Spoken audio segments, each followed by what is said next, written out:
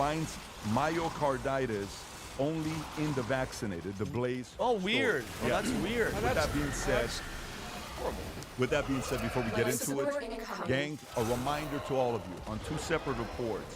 One of them shows 51% of you guys who for the last 12 months or so who consume the PVD podcast are not subscribers.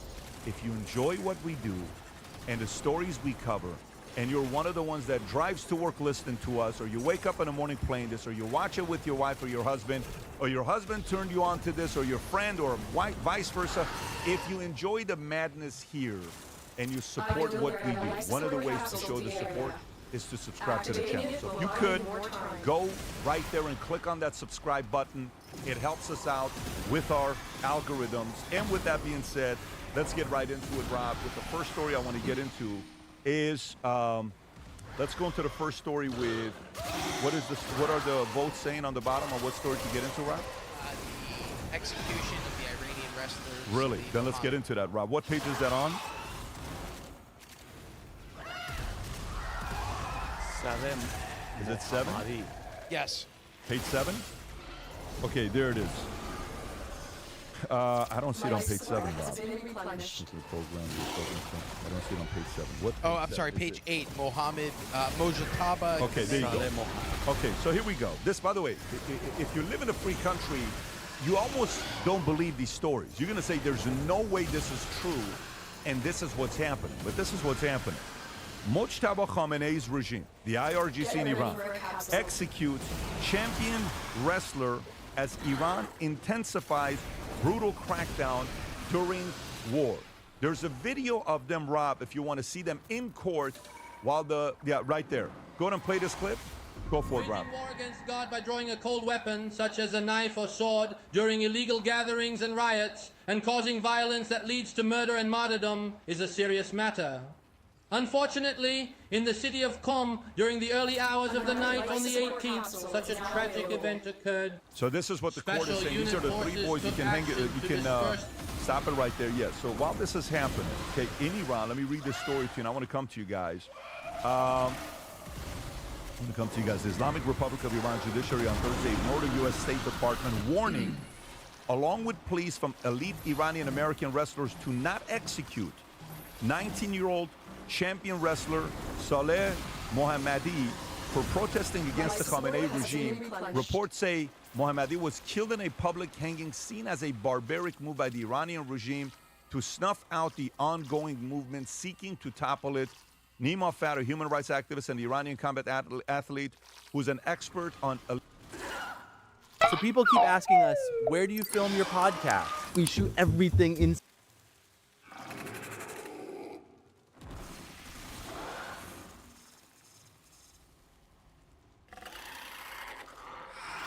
XTENNO. Prepare for life support. Record, edit, and share your content all in one place with Riverside. One-touch recording in crisp 4K. And finesse it with idiot-proof editing. Clean up audio like magic with plenty of ways to make it your own. You can generate viral clips auto-magically, so you can post with confidence and blow your audience away. Meet your end-to-end content creation platform, Riverside. Try it for free.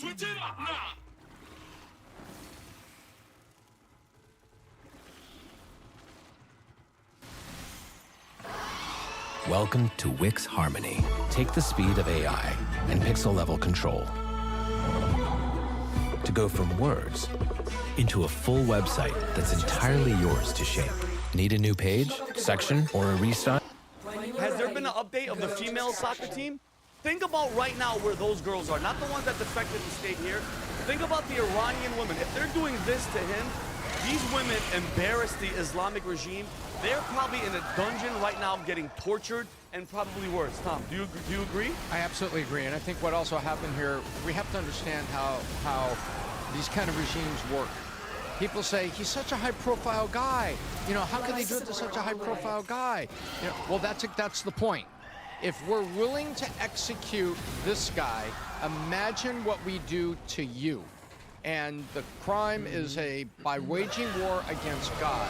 And then they also were saying he had a knife. He actually stabbed one of the police officers. Those weren't police officers. They were government soldiers shooting into crowds. Thank you. And so when you look at the whole thing here, I look back, and do you remember where this started 4 weeks ago? What did Trump say? Don't you execute people you want to call dissidents. Don't step over that red line. Yep. And here we are. And they do, and you know what drives me crazy, Tom? People sit here and in comfort and they act, or I think it's just they're uneducated. They don't do the research. The Iranian regime, they're like, oh, they're just misunderstood. We need more diplomacy. No, okay? They hang citizens for protesting in the street, and not just a regular citizen guy. This is like, Pat, this is like their #1 wrestler. This is like an Olympic freaking, and if they can kill that guy, imagine the regular people that don't mean anything. So, just FYI to people out there, if they treat their people like this, how do you think they treat the rest of the world? How do you think that they look at people like us when they say death to America? And then they're shocked when this pressure is going to start coming back to them. Now, at the same time, I'm not stupid. Everybody has agendas, from Lindsey Graham and everybody, they want their stuff about this war. I understand that. But please don't let it distract you from the main point. For 47 years, these people have been under this freaking regime that has been doing this. Guys, now it's coming to light. Now you're seeing what they're doing. Nobody gave a damn. Everybody's too busy with their freaking Starbucks and the lattes walking around. Now all eyes are on them. And besides the Israel and all that, put all that stuff aside. War is ugly. I get it. People have their agendas. Look at what look at what this freaking guy, did you see the other guy sitting with him with the cross on his neck? Imagine the balls on that guy. Getting a tattoo in the Islamic freaking controlled place of Iran with that, okay? And this is what I want to say, last thing. It's really, really simple. If you want to be left alone as a nation, stop killing your own citizens, stop backing terrorists, stop screaming death to America, and everybody will leave your ass alone. But you chose to be this type of attitude, now everybody's watching. And you want to know who it is? I'll give you one last shot on this. Let's all watch.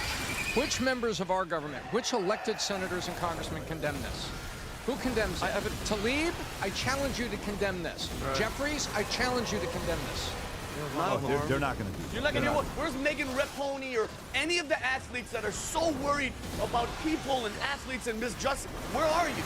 We're not one. I haven't heard one athlete, one person say something. By the way, show that. These guys are all dead. Yesterday, these guys were all hanged in the freaking street, and the guy on the left is a wrestler. Not a peep. Where are you at? Where's your online rant? Do you know what could happen? Do you know what could happen? What major event is coming up? World Cup. In what country? United States. Do you know if the president wanted to, he can say, listen, don't worry about not having your Iranian soccer team compete. They can't. You're out. Yeah. Do you know that with Russia? He can make that announcement and say, you want to do this? We don't want people like you here. Okay, so now the challenge becomes what? The players are going to be like, what did we do wrong, right? Yeah. But this could be a direct shot to Iran if they do something like this. We'll see. We'll see what's going to happen with it. Adam, your thoughts on the story? Well, I've said this before and I'll say it again. Iran is the best country in the world at killing their own people. That's kind of like their thing, you know? Nobody is shocked by this. This is what they do. He was charged with what? War against God. This is why the fastest growing religion in Iran, in the Islamic Republic of Iran, is not Islam. It's either Christianity, Zoroastrianism, or just completely agnostic atheists. It's driving all its own citizens away from Allah. So it's counterproductive, at the very least. So they have something in correct me if I'm wrong, Pat, something called the morality police in Iran. Oh, you're showing your hair. 10 lashes for you, showing your hair, right? God forbid you speak out against the government, you're gonna be hanged publicly. So the last point that I'll say is this. We in America have no clue what it's like on that side of the world. We have no clue. Think about just in the last 5 years, the protests that people have been a part of. Whether it's on the left or the right, whether it's BLM, whether it's the Me Too movement, whether it's defund the police, whether it's the Free Palestine movement, whether it's even J6 and anything in between. Nobody's getting hung. Nobody's being executed. Maybe you go to jail, maybe. The biggest point is this. We have the beauty of living in America. We have the justice system, we have law and order. We have no clue how crazy it is on that side of the world.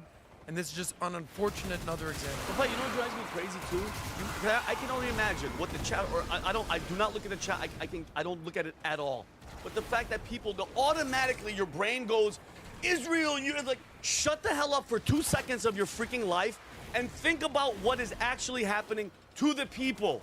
Take Israel out of your brain for 2 minutes and at least admit two things can exist at the same time. Yes, Israel wants this war. Okay, congratulations. Put that to the side. Is this not bother you? Does this not infuriate you? And they're just sitting there knowing their fate. Knowing their fate because they had the freaking balls to stand in the street and say enough, enough. Their fathers, their mothers, their grandparents, their great-grandparents under this freaking regime, and then finally people are starting to do something, and all you can do is just Israel. It's Israel, Israel. Okay, take that, put it to the side. These freaking people are getting murdered, and nobody gives a shit. Nobody cares. I want one athlete to step up. I haven't heard one. Be honest, have you heard one, Pat? Have you heard one athlete say anything? America? Zero. No. Any athlete. Well, let me just echo what you're saying, Vinny. It drives me crazy. And I understand why you feel There that was way. an African-American UFC fighter that said, I couldn't fight all day because I saw the wrestler. He says I don't know why, but I was messed up in the middle of the fight. I couldn't fight. I couldn't even attack. That's all I was thinking about is a person that's a wrestler like me got killed for what he does just because he had a different opinion. That guy right there. Is that it? Yeah, can you play that? Can you play that? Who is this, by the way? Can we give credit to Bobby Green? What's his name? Bobby Green. Go on and play it, Rob. Had a few minutes to digest. Now, I'd just like to hear your evaluation of your performance. Can I curse? No. Yeah, you can. Fucking terrible. I felt it was terrible. I felt I was off. I don't know. I just felt like I was out of it. I don't know why. Sometimes we have bad nights, I guess. Tonight was my bad night, you know, where I was just like, what's the matter with you? Like, hit him. Like, catch him after that hand, you know? What are you doing? I was just really in my head a lot, you know? Like, you got to show that terrible freaking thing with Navid, and it just fucked me up, you know? You really just crushed me today. Like, somebody lost their life today, you know? Somebody lost their life today. I don't know if that means much to y'all, but that means a lot to me, you know? That's a part of our community. I'm a wrestler. I was a wrestling coach. He changed people's lives, and he just lost his life. Yeah. Fucking sad. We saw you emotional on the broadcast. I was going to ask you, how much do you think that affected you in there, just seeing that right before? I'm not going to lie. It fucked me up, man. Like, fuck. Pause it right there. I just can't pause it right there. Can I ask you something? Yeah. So, Rob, I don't know if you can try to find what Dana White said, but here you have two different wrestlers. You have an American wrestler doing a press conference, and you have an Iranian wrestler who's seen his life taken because he was protesting. You have obviously family, you're born in Iran. Walk us through the mindset of being a national hero, but then being killed for not towing the line for your country's honor, so to speak. Well, you have to realize, like, one of the things, like, when we came from Iran and we landed in Germany and we came to the States, we're watching the news. Somebody on the news was saying bad things about the president of the United States. This is 1990. We just came to America. Mm-hmm. And my mom's watching and saying, poor guy, they're probably going to kill him. Oh, wow. That was the first place her mind went. Because the mindset for us is, you can't do that. Yeah. In America, it's a business model to trash the president. Yeah. You can't do that in Iran. By the way, you can't do that in Russia. Of course. You can't do that in China. You can't do that in most of these countries. North Korea. By the way, nowadays, you know, people have a hard time doing it in some of the countries, and you know, now it's getting opened up with Venezuela. So look at the UK. The risk of freedom of speech is what? You're going to get pushback and disagreement, okay? You can't do that in Iran. So in Iran, the messaging goes, the guy we played a week and a half ago, he says, bring all of those people back. Make an example of them so everybody knows you can never, ever speak out against the Islamic Revolutionary Guard. Mm-hmm. But in America, that's not something that's this guy right here. Listen to what he says. Go ahead, Rob. Parents. Just 2 minutes. If your son or daughter doesn't listen, it's not our fault. Anyone in Iran today who utters a tune that harmonizes with the enemy, under their feet is Tel Aviv. and in their head is Netanyahu. A shooting order has been issued for them. No one has ever spoken to you this frankly. We don't want your child to be killed because your child is ignorant. Do you hear that? Like the Don't make us kill your kids. Don't make us kill your kids. It's like that. You can buy a slice of pizza. Why not trade a fraction of a stock? Investing in companies using fractional shares on Interactive Brokers is as easy as pie. By the way, guess what? That's someone's son, that's someone's brother, that's someone's nephew, that's someone's cousin, gone. There is no more birthdays, dinners, nothing. None of that stuff. That guy's gone. No matter all the protesting you do today, those guys are not coming back. Their lives are gone. That's what that regime thinks when it comes down to any of their existing athletes speaking against their people. I want to get to the next story. I just wanted to ask you one follow-up, because this comes down to mindset. Power versus force. I don't know if we can pull that up. Walk me where you think the mindset of people of Iran are at this point. Obviously, Iran or IRGC? Both.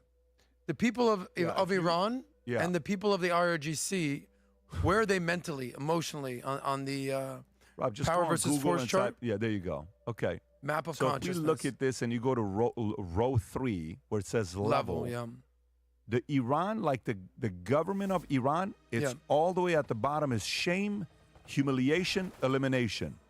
Look at the process. God view, despising, life view, miserable, level, shame. Shame on you for speaking against your, then emotion, humiliation. We're going to humiliate these guys. Process, let's eliminate them. Yeah. Okay, you go to the second one is guilt, life view, evil, God view, vindictive, emotion, blame, process, destruction. Iran, the government is all in the bottom red is where they are. Wow. That's where they are. Every one of those, look at the people. Condemning, hopeless, apathy, despair, abduction, disdainful, tragic, grief, regret, despondency. This is a very different type of a place to be living in. I lived there again, like I told you, 11 years. You think the people are where in the fear or grief? The people that are going in the streets are in the courage level. Oh yeah, maybe even they have hopefully. courage to go in the streets and say, "Hey, I think something's going to change."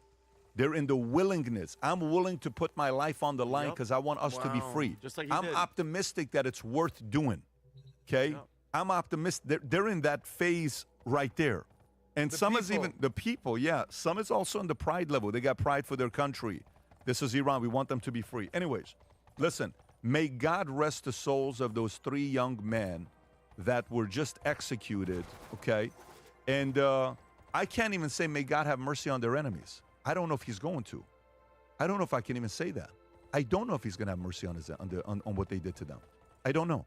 I mean, we're seeing right now what is happening with these guys left and right. We're seeing it. So anyways, war is nasty. War is ugly. But you hate it when you see a country that's willing to execute their own people to make an example to the world. Let me get to the next story here that we have. Tom, I'm going to come to you with Trump warns Iran not to retaliate against Qatar following Israel attacks on gas field. Rob, if you have Trump's tweet on this, because there was a lot of things with this that happened yesterday. Even I think Bibi had to come out and not apologize, but said that the president and the U.S. knew nothing about it. I don't know if you guys seen that clip or not, but let me read this to you. President Trump said Wednesday that the U.S. has no advanced knowledge of an Israeli strike on a major Iranian natural gas field that prompted Iran to retaliate against neighboring Qatar and sent oil process. Is this the one? The United States knew nothing about this particular attack, and the country of Qatar was in no way, shape, or form involved with it, nor did it have anything that it was going to happen. No more attacks will be made by Israel pertaining to this extremely important and valuable South Pars field unless Iran unwisely decides to attack a very innocent, in this case, Qatar. Tom, your thoughts on this? Boy, what a tangled web we have over there. So the president is issuing, one of many ultimatums, but he's trying to pull the heat off Qatar. And in this case, apparently Qatar didn't do anything. It was Israel. And so he's trying to come back and say, hey, listen, you may be mad at Israel, but don't go after Qatar. Now, the reason is there's a gas field that's in Qatar. And so it's like eye for an eye, tooth for tooth. You know what I mean, Pat? Oh, military base, bang, bang. You hit a ship, bang, bang. You hit a port, bang, bang. you hit a barracks. Well, now this is a gas field. This is significant. This is very significant because now we have moved from military targets to civilian targets, the desalination plant in Bahrain, and now we're moving to civilian production. Now, you could say it's state production, okay, but we're moving up on the list of targets, and Trump is trying very hard to get around to understand that this is not, I don't want you to go back and attack these guys, because he's trying to protect Qatar a little bit, but really what he's trying to protect, Pat, is energy and energy manufacturing and energy deployment. That's what he's trying to protect. Adam, thoughts?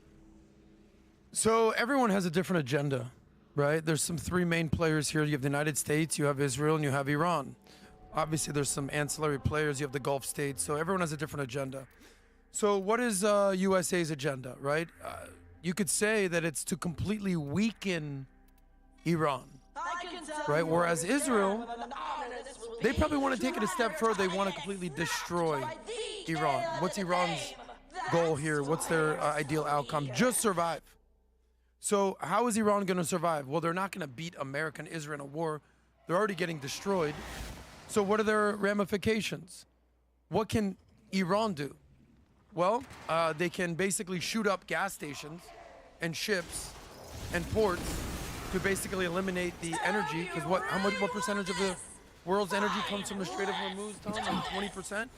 Correct. So they're not going to win a real war. So they have to basically beat up and destroy their own assets and neighbors and citizens, as we just covered. They'll destroy gas stations, they'll destroy boats, they'll destroy their neighbors' infrastructure, and they'll kill their own citizens. So what happens when an animal is backed into a corner? They'll lash out and try to save their own life. This is what they're doing. They're playing for their own life here. And whether this, you know how long we've been at war with Iran now? 47 years. Well said. But this particular version, 3 weeks. Everyone wants it done. When do we have it? It's been 3 weeks. February 28th. Today's March 20th? This can't be a long war, Adam. Okay. This cannot be a long war. So great question. Great point. It can't be. It can't be a long Define long. Because to me, 3 to 6 months is completely normal.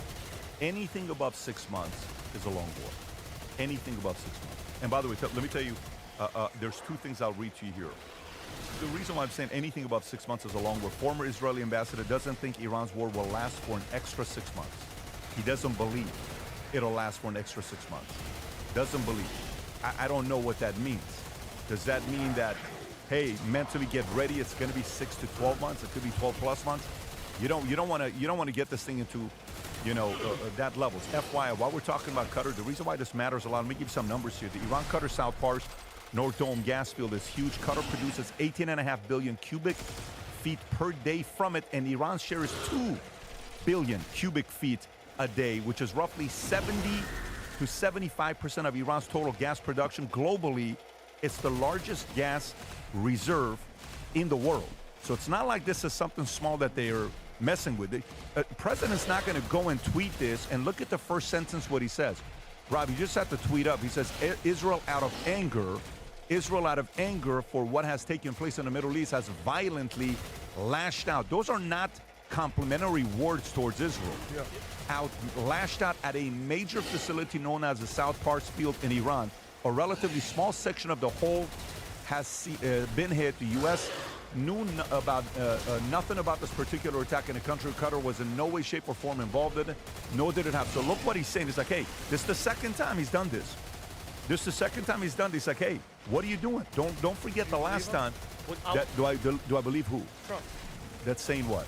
Do you think that he feels this way, or it's projection being like, listen, I know what you did, but I'm going to publicly condemn you? Oh, it's 50-50. Yeah. I think it's 50-50, but I think a part of it is, listen, all I'm going to do is I'm going to process the way I think, and I relate to what he's saying because of how I would process.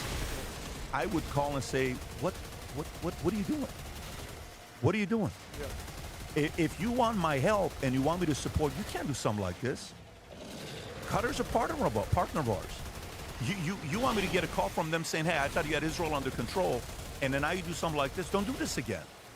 Don't do this again. So to me, I do think a call like that took place, and I do believe Trump said, you better get in front of the camera and talk about the fact that U.S. had nothing to do with it, and he did. I don't know if you guys saw Bibi got out there and said that in no way, shape, or form was U.S. involved on this, and he almost had to, what do you call it? Apologize for it. Could it be a different way, though?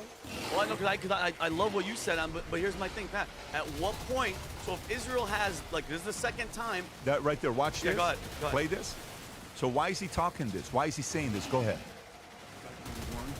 Israel acted alone against the Israel. Right off the bat. Pause it right there. I guarantee you the president said, in the first 3 seconds, don't drag out the statement. In the first 3 seconds, make it very clear so the world knows we had nothing to do with this. Go back and play the whole thing for 30 seconds, Rob. Fact number 1, Israel acted alone against the Shloria gas compound. Fact number 2, President Trump asked us to hold off on future attacks. What do we see? What happens if the... are there any signs that the Iranian regime is cracking? A lot of signs. A lot of signs. I wish I could divulge all of them, but I see that. But will I tell you, will I commit right now that it's going to collapse? I can tell you that we're working to create a condition. So this is the second time. We have to be, this is a very delicate situation. Wait a minute, yeah, guys. Go ahead. Are you telling me Trump supported this hit? No. I'm not. Can I say what I'm above 50-50 that Trump was telling the absolute truth in that post. I'm not. And he was trying to protect What are you global saying? energy production. What I'm saying is, Pat, we have What's to your point, Vinny? My point is, we went to this together. And what Marco Rubio said is, we knew Israel was going to go, so we went. Yeah, you can't do that. You're ready for this? You know why this is dangerous? We're partners in this. So if your partner is going, for instance, Pat, me and Adam are going to somebody's house, and Adam takes out a gun and shoots the person. Mint is still $15 a month for premium wireless. And if you haven't made the switch yet, here are 15 reasons why you should. 1, it's $15. 2, seriously, it's $15 a month. 3, no big contracts. That's actually an elaboration on point 2, but it counts. 4, I use it. 5, my mom uses it. 6, you can bring your own phone if you want. 7, also your number. Bring that too. 8, are you playing me off? That's what's happening, right? Okay, this is my commercial. Israel's gonna do this. But what we're gonna do is publicly be like, dude, don't do that again. You know I told you, but in private be like, No, 0. there's a chance. No, the chance is less than 5%. And let me tell you, that is like the dumbest thing for me to believe. Again, we'll debate. This is what we do. But let me tell you what my perspective on this is. What is my outcome? What am I dealing with right now? How does that help me? Like, you know when Joe Kent sent that tweet out and got whatever, 100 million views? And I asked the question, who did this benefit the most? Number 1, Joe Kent. Yeah. Who else did it benefit? Who else did that benefit? Well, adversaries, the left, the woke right. Who else did it benefit? Who does it benefit for you to attack Pars? Tell me how that benefits Trump. Go ahead. Give me 3 negotiating leverage on how that helps Trump. I'm waiting for it. 0. How this would help. How, in what way you're hitting this that's a partner of yours, you're behind closed doors, you're just convinced NATO to come and support you, and they don't want to get any deeper, and then the partner, how do you think this call goes? Hey guys, listen, UK, France, I have Israel under control. UK, France, Germany, Netherlands, you guys, Japan, come through, nothing's going to happen, we need your back, we got to be politically on the same page. All this other stuff. And then while I'm getting you to say, no, it's not as bad as you think it is, we have this under control, boom, you hit Pars. And then they're calling, hey man, do you have control of your guys or what? What is he doing? No, I have control. Hey, that's how this goes. I see your point. No, I don't. Totally. I don't like it. I'm just wondering how closely the military is communicating on these types of things. You have or to if realize, it's just kind of like, you do your thing, you do your thing, we'll meet in the middle. Between these 2 countries, who do you think wants to eliminate Iran? Israel or U.S.? Israel, they're right there. Give me the split. Give me the split. 80-20. Okay, I'm with that. Like I said earlier, Israel wants to destroy them. Okay. The United States wants to weaken them. Totally get it. 80-20. This is not a Monroe Doctrine. This is not a, on our side. But guess what? We have partners, and right now he's working with the Board of Peace, so he's bringing a lot of the Gulf states. He likes to work with the Gulf states, folks. He likes that he's decent and good with Qatar and, Saudi and all those guys. He's brokering a deal that's never happened before, right? So we understand Israel's like in the meaning of Israel. Hey, do we tell him or no? Hit it. Yes. Hit it. Do you want to call the president? No, we are our own country. Hit it. If you do that in these types of situations, this is like, listen, if I get a call from school and one of my kids gets in trouble, here's how I work with them. I say, you tell me the truth, I have your back. But don't put me in a position where I can't defend you, okay? So this goes to the story where one time he gets kicked out of soccer camp because he punched a kid in the face and knocked him out. And so all we see is he punched a kid in the face, and this is Tico.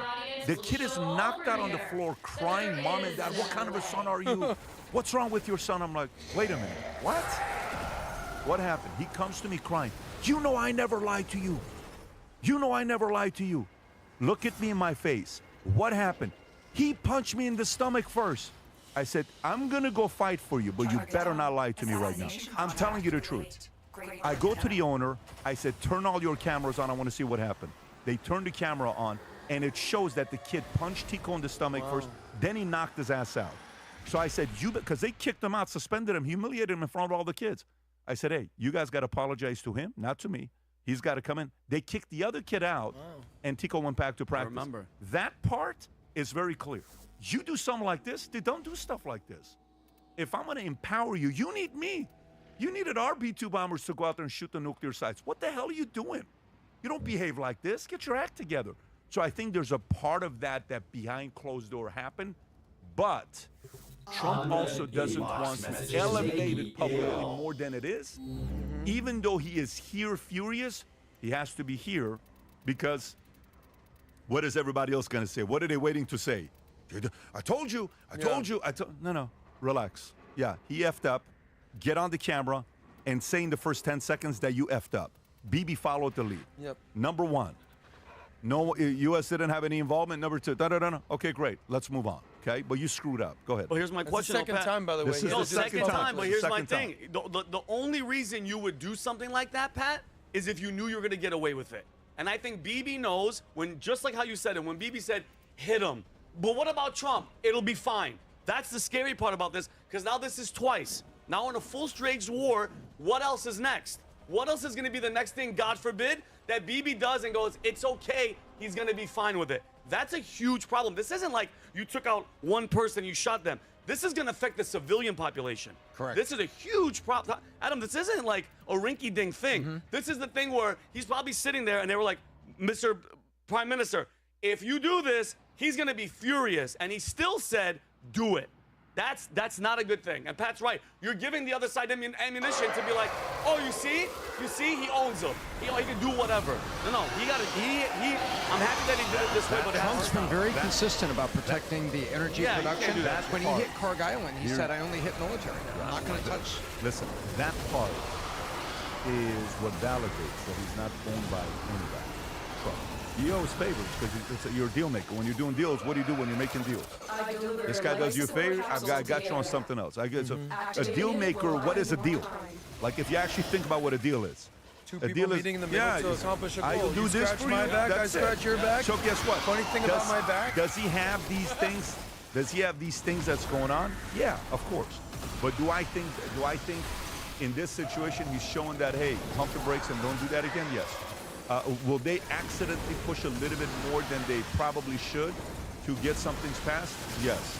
Long term, does that benefit them? I don't know. We're going to see what's going to happen here. And by the way, as we're going through this with oil prices, Goldman Sachs put out a report that I want to read to you guys on the basic formula for everybody to follow. This is the formula that they're given on how it works out. So, a tax on energy infrastructure means higher energy costs everywhere. For perspective, $10 barrel oil translates to $10 plus oil translates to roughly a direct impact of 0.1% to the U.S. GDP. So if the Middle East tensions push oil $40, it could subtract 0.4% of U.S. GDP, which is $100 billion in lost economic growth and higher prices. So just know that number right there.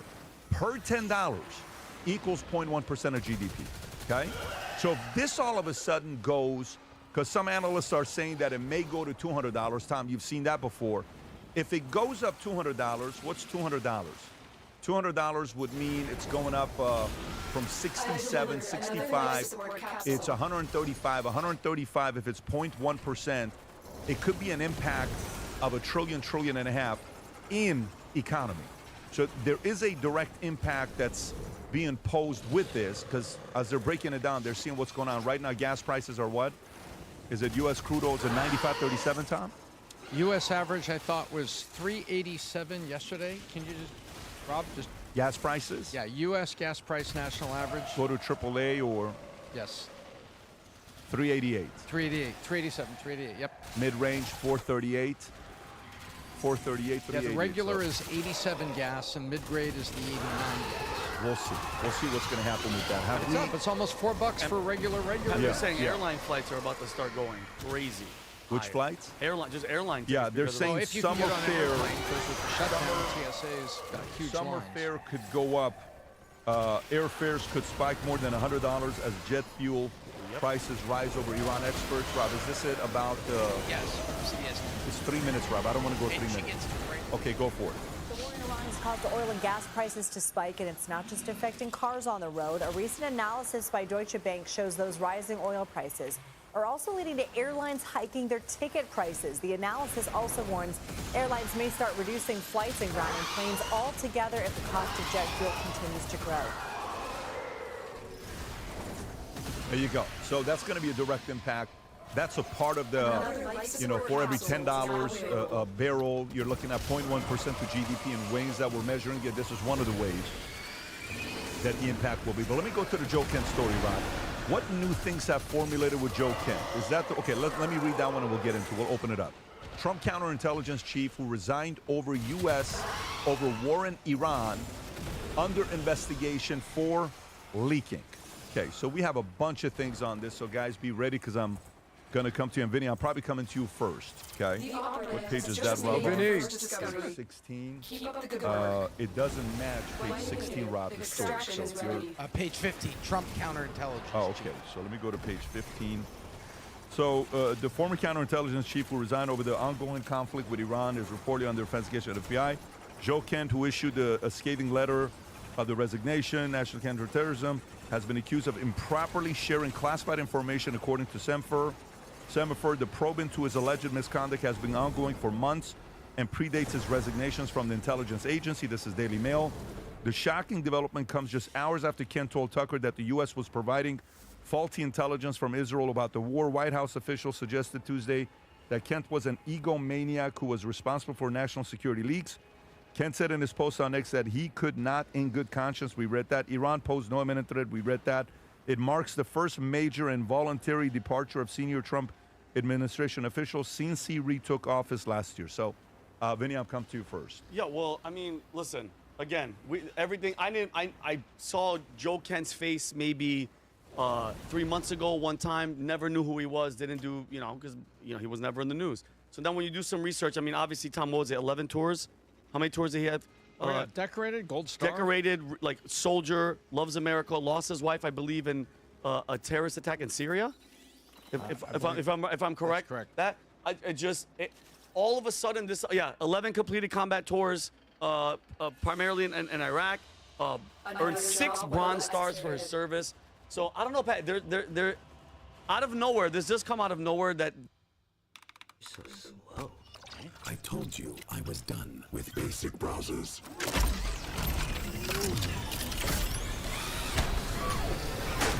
Your setup wants Opera GX, and you're holding it back.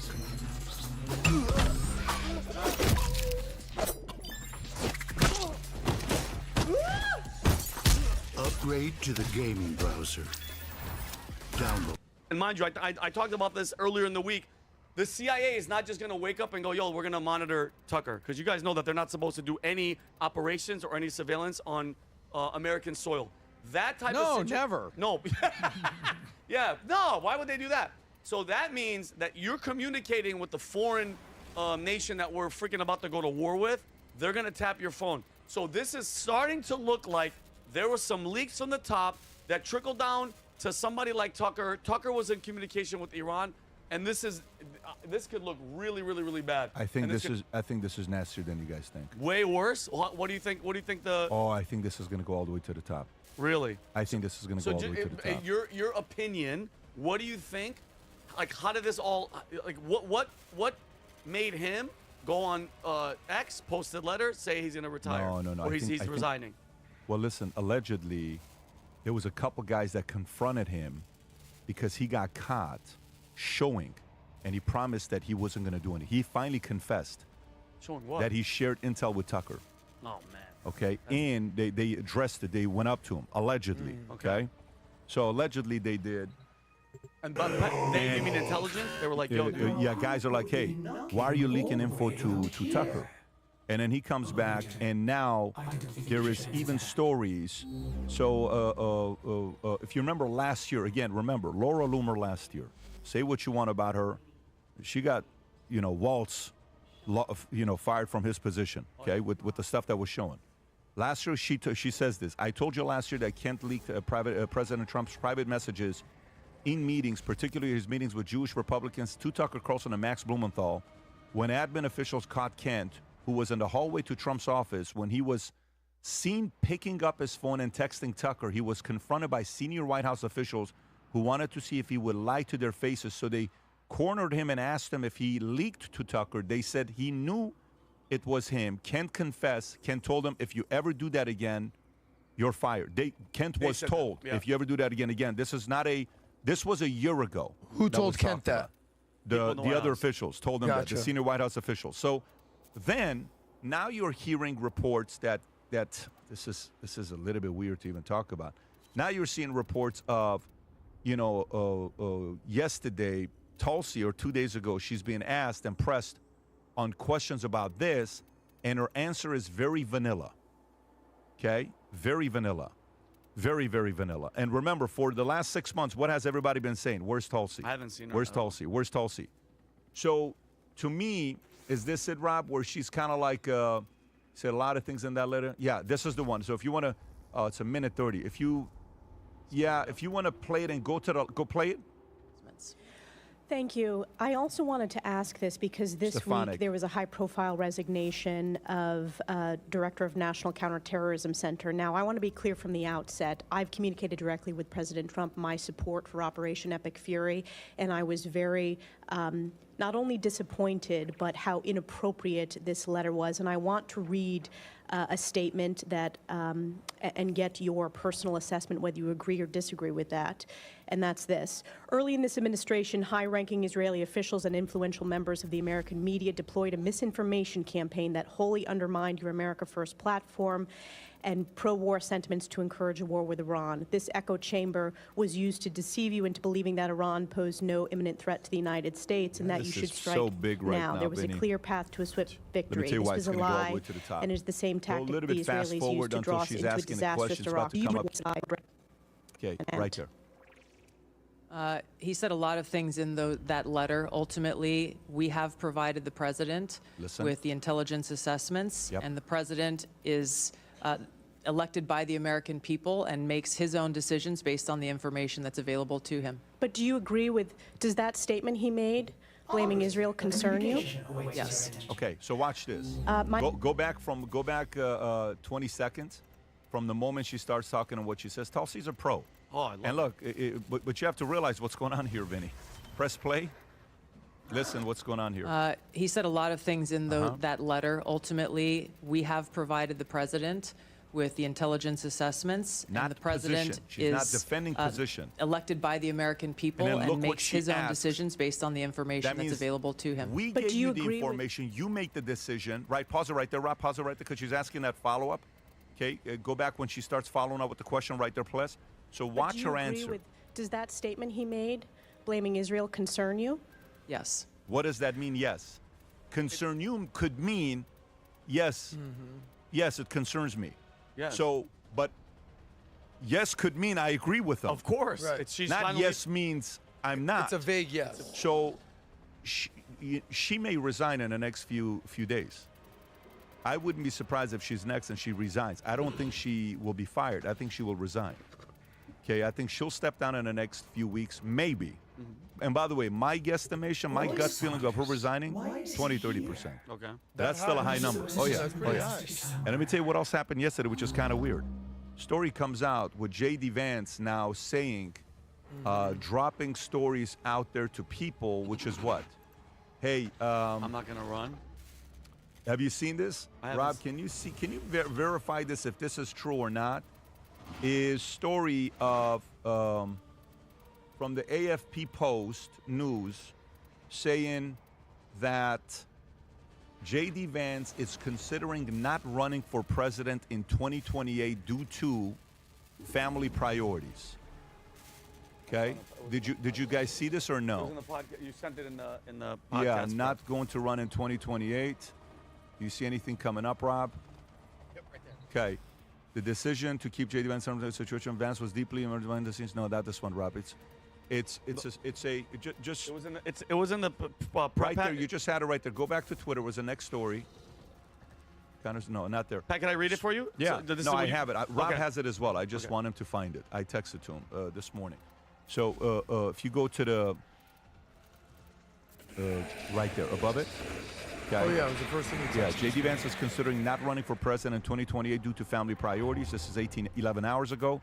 Vance will discuss this matter with his family to decide if the timing is right. If wife Usha is currently pregnant with their fourth child, other speculation suggests that Republican polling shows strong push for Marco Rubio and causing Vance to reconsider political environment. Strategists caution that a heavily contested primary followed by a general election loss as VP could potentially decimate Vance's future ambitions as the primary and high. So if you run and you lose in the primary to Rubio and you're the vice president, that's a pretty heavy thing right there to happen. So to me, where does all this go? The alliance. Tucker, Joe Kent, probably Tulsi. If Joe Kent is your direct report, you're probably part of that camp as well. Then you have probably Massey, and you have a small little dotted line to J.D. Vance. So I think what just happened with Joe Kent is the nuclear bomb to put a divide between them. And I know yesterday, the press secretary, who does a phenomenal job, she got up and she said, to all the people that are saying stuff that's going on with Tulsi, shame on you and whatever, you know, she kind of defended her while Tulsi is standing behind her. But let's not get it twisted. Tulsi's very ambitious. Oh, yeah. Tulsi's very ambitious, and she doesn't see herself as just having this job. That's the one, Rob, I think. Is that it? Yeah, play the clip. I think, who is saying that she would release this to try to boost her standing with the president? Who has said that? Well, the president has publicly undermined her when it came to Iran. He said she was wrong. He told me that she didn't know what she was talking about. That was on Air Force One on camera. The only people who are suggesting that the Director of National Intelligence would release evidence to try to boost her standing with the president are the people in this room who constantly try to sow distrust and chaos amongst the president's cabinet, and it is not working. I will just answer your question directly. I am with the President of the United States every day. He has the utmost confidence in Director Gabbard. He always has. He continues to, and that is true of his entire cabinet, who is all working as one team to deliver on the promises this president made. Does anyone else have? You can pause it. She may be one of the best ones ever. Now, obviously, I can't say she's the GOAT because we all know Karine Jean-Pierre is the GOAT. We can't ever undermine her. She's really for good. her to read off the papers, everything was written to her. The ChatGPT press secretary that we had, Karine Jean-Pierre. But I think something's going on here, and I think goes all the way to the top. By the way, can you verify this?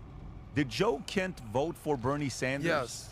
Did he vote for Bernie Sanders? Was he a Democrat until like 2021 or something like that? 2016, he voted for until Bernie, apparently. Until 2021, Joe Kent was a registered Democrat. In 2020, he voted for Bernie Sanders in the Democratic primary. Vinny, do you see this?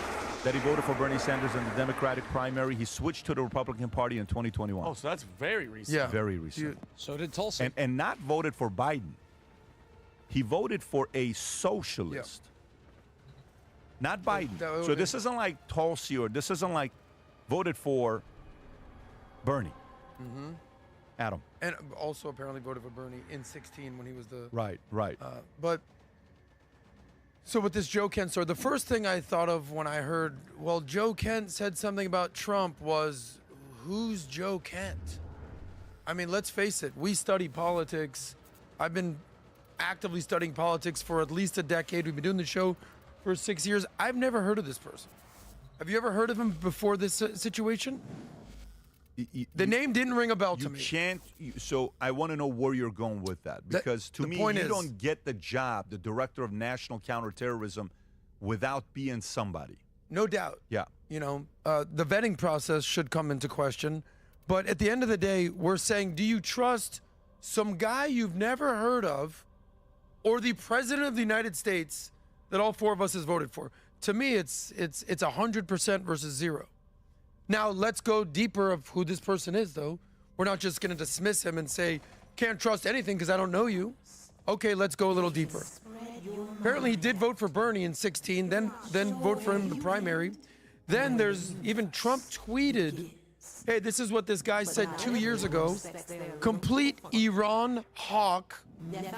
And now he's this Iran dove, and then it's basically fizzled down to, yeah, Trump's controlled by Israel. Tell me where we've heard this before. So to me, at the very least, he's flip-flopping, he's impressionable. But at what point, how did this happen? So 2 quick stories. I used to have one of my best friend's younger brother. Whenever I would see him, he was somebody new. I was like, oh, what's up, dude? How are you? He's like a little skater kid. The next time I see him, he's a little gangster.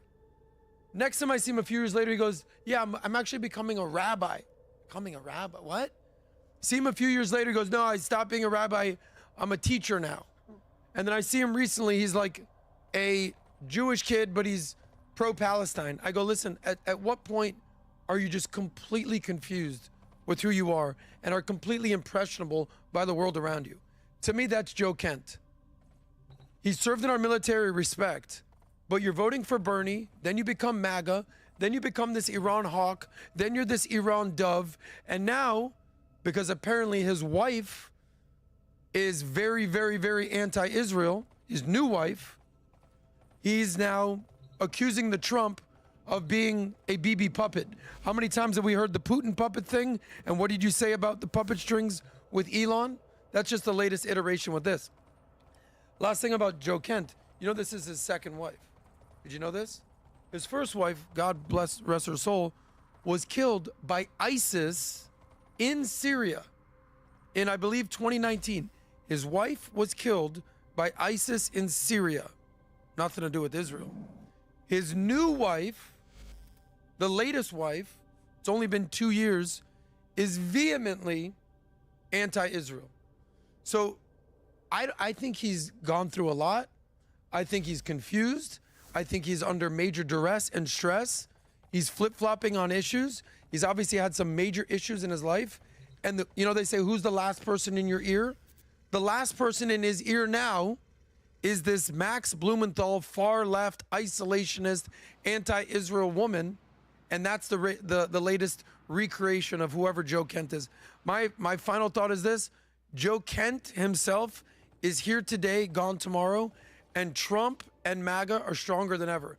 Have you seen what Trump's rating is within MAGA? Have you seen that, Pat? Yeah, I'm going to pull it up, Rob. It's insane. I had to, like, when Harry Enton said the number, I said, let that just let can't the audience be true. see it. Yeah. Watch this, folks. It's Harry Enton's yesterday doing a poll.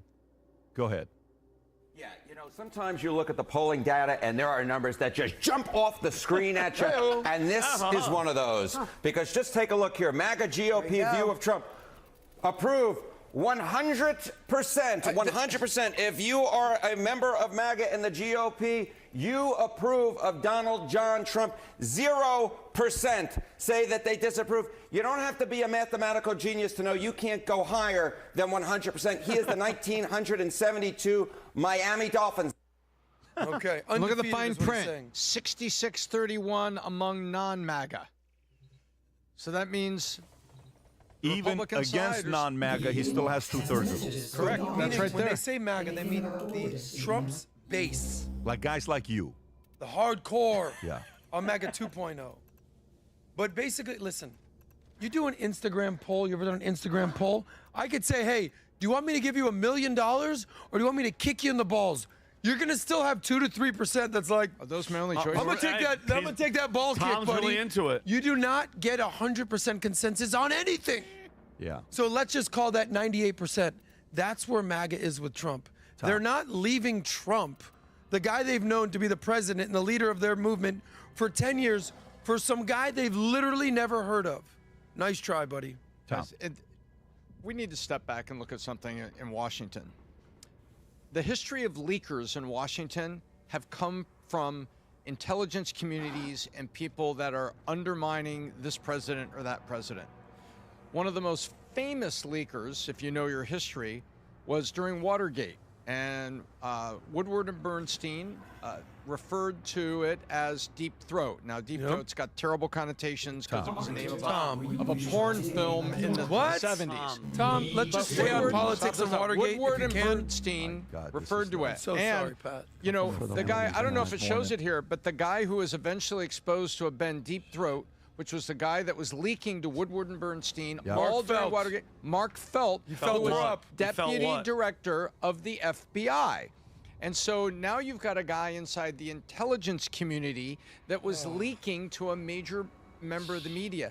This is the way it works. Who was the member of the media? Tucker Carlson. Oh. So interesting. It's a kind of a media voice. Call him what you will. He's a member of the new media, the alternative media that we're a part of. We're part of the podcast that people trust more than they trust.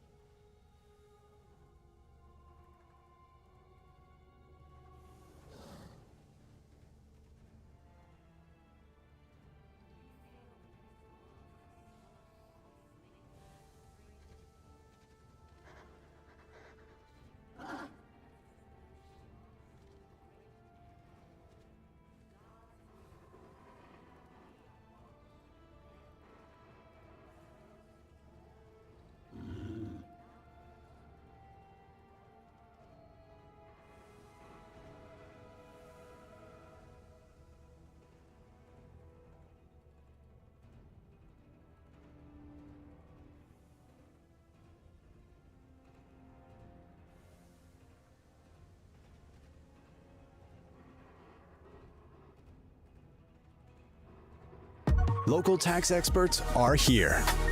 Now you can meet with a TurboTax expert in your community. There have been many so-called trials of the century in our lifetimes, and while some are fascinating because of the complex investigative work, or the shrewd legal maneuvers, or the intense cross-examination, or just Americans' good old-fashioned obsession with rubbernecking, and of course with a lot of these, they're very lengthy trials.